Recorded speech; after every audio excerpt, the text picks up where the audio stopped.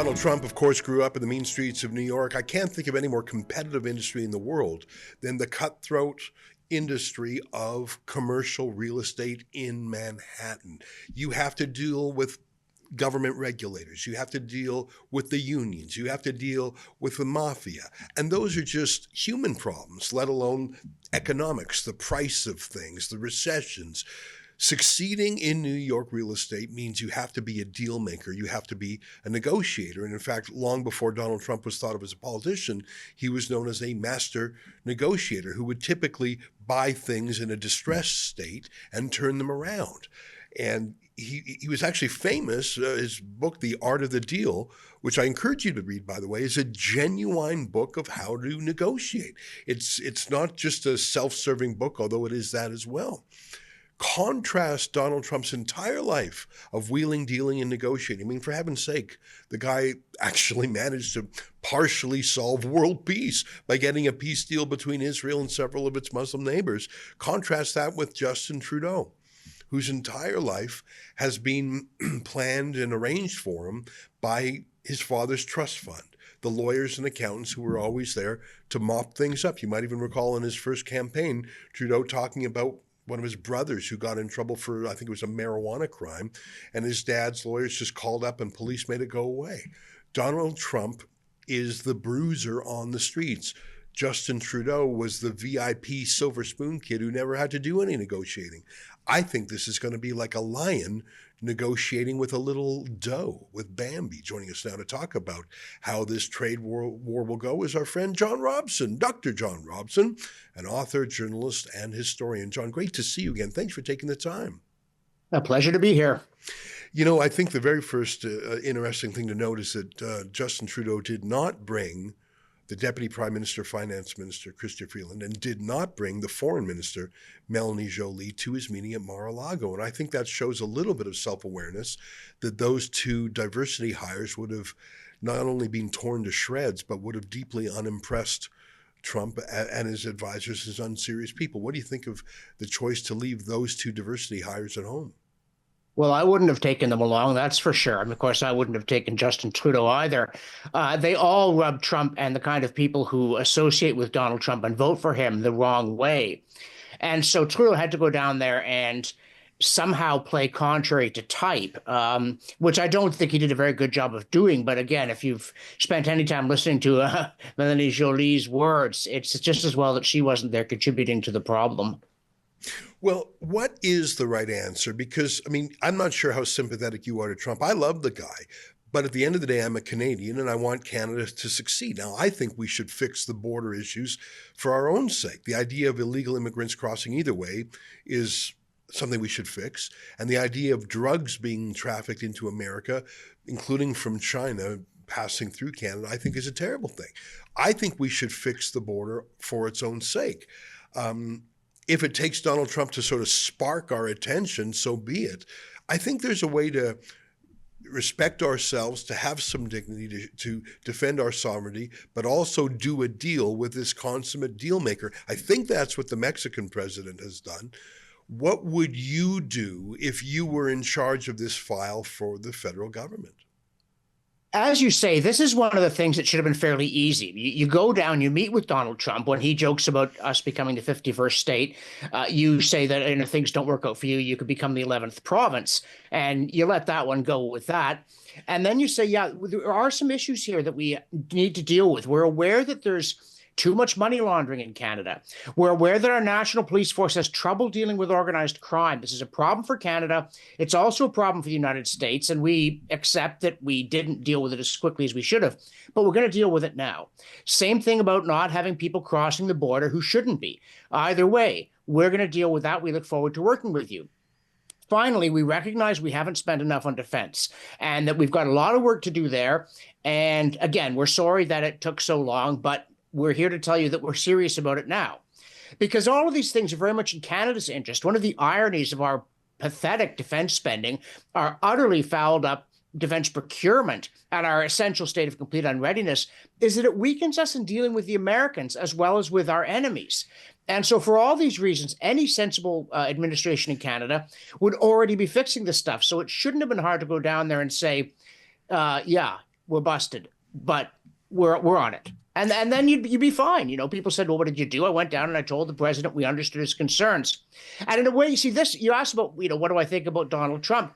I've said all along, he is the wrong answer to the right question. And this seems to me as a classic case in point. Why did it take Donald Trump to light a fire under us on these issues that we should have lit a fire under ourselves on? That's rather an embarrassing situation for Canada. But it has happened. It's too late now to go back and fix these things 7, 8 years ago. But we can respond now by saying, gosh, if even Donald Trump sees a problem, we're certainly not going to miss it. Let's get on this. We're not idiots. And if we don't do that, then we are idiots. So let's not be. John, I want to play an extended clip of Trudeau. I think he was speaking at a conference in Halifax where he was talking about the way Canada would fight against the U.S. economy, which is 10 times as large as ours, by putting tariffs on Heinz ketchup and cherries and playing cards. I'll play the whole clip here. There's two things about it. The first is Trudeau is sounding really tough, which, you know, I think he actually, I just don't know if that works when you're dealing with Trump. I think if you come across as tough and more belligerent, Trump will escalate. But I think the real thing I take away from this clip, and I'm going to play it in about a second, is that instead of addressing what Trump actually wants, Trudeau is moving straight to, I'll fight back. Trump actually wants us to close the border to drugs and illegal immigrants. That's all he said. That's all his tweet said. To get our attention, he's saying, or else I'll whack you with a tariff. Trump doesn't want a tariff. He doesn't want a tariff on the auto pact. He doesn't want a tariff on oil. Those are his two big purchases from Canada, by the way. He just wants to get our attention. And Trudeau moves immediately towards this trade war. It gets really detailed in the trade war. Instead of doing what you said, instead of acknowledging Trump's grievance, and he could even play the Roxham Road card. He said, yeah, Donald, yes, Donald, we'll solve our problem, but can you please stop the human trafficking through Roxham Road or whatever? Like, you can play a card against Trump, but he immediately moves away from what Trump actually wants to his delicious daydream of fighting against Trump. My thesis is he wants to fight against Trump because that's an easier opponent for him than Poilievre. Here, take a look at this. I'm going to let this clip run for a few minutes, but look at how exhilarated Trudeau is about a trade war. President-elect Trump got elected on a commitment to make life better and more affordable for Americans. And I think people south of the border are beginning to wake up to the reality that tariffs on everything from Canada would make life a lot more expensive for Americans.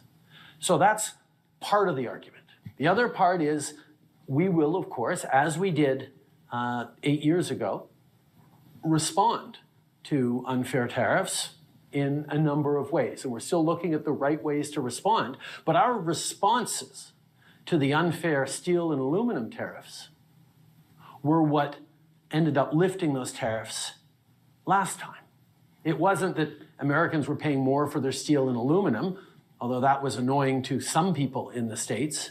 It was the fact that we put tariffs on bourbon and Harley-Davidsons and playing cards and Heinz ketchup and cherries and a number of other things that were very carefully targeted because they were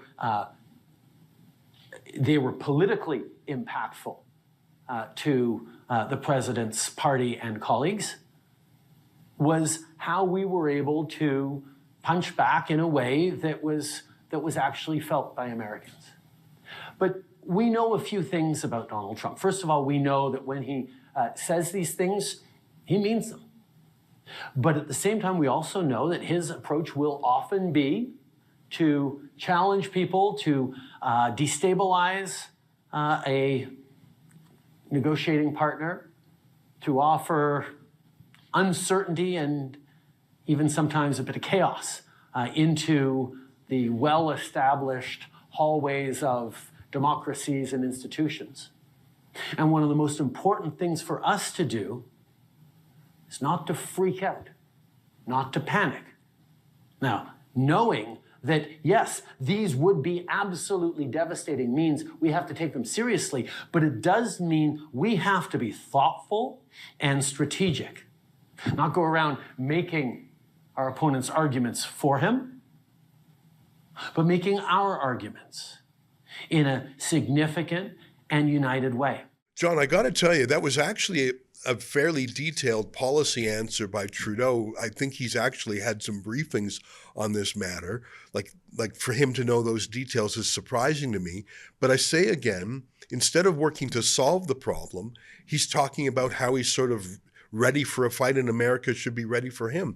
I think he wants that fight. What do you think of my theory? Is it too far-fetched that Trudeau would love a fight against Trump because A, Trump is less popular in Canada than Poilievre, and B, Trudeau could say, hey, Canadians, the reason why our economy is trashed is not because of me, it's because of this Trump guy and his tariffs. Don't blame me. I'm here to defend you. What do you think of that thesis?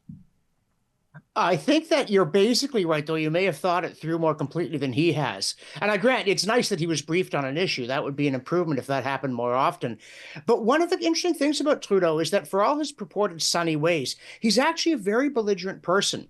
And you see this whenever he's challenged. He gets that kind of, and then he comes at you, and he gets very nasty very quickly. And that is actually his default mode. And somebody had to tell him, this isn't the moment, this isn't the fight to pick. And you could go in there and you could say, you know, I don't think Donald Trump wants a trade war. I think Americans understand, as we certainly do in Canada, that the last time the United States turned its back on free trade in the early 1930s, it was disastrous for the world and for them.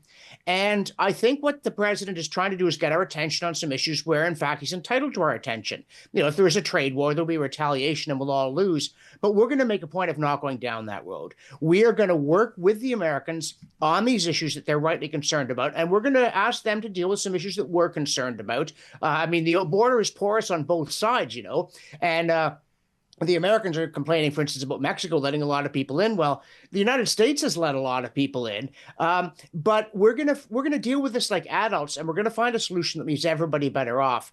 But Trudeau, in fact, it's a funny thing. You don't maybe think of him naturally this way. Remember him elbowing people on the floor of the House of Commons. Yeah. You look what happens when a cabinet member crosses him. He escalates very, very quickly. Right. He doesn't back down. He throws people under the bus.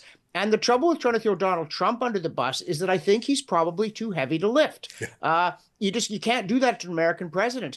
But Trudeau is a person who he's not very teachable, and he has quite a limited skill set. And so he's in some trouble at this point because his natural reaction isn't the appropriate one, and he doesn't adapt well.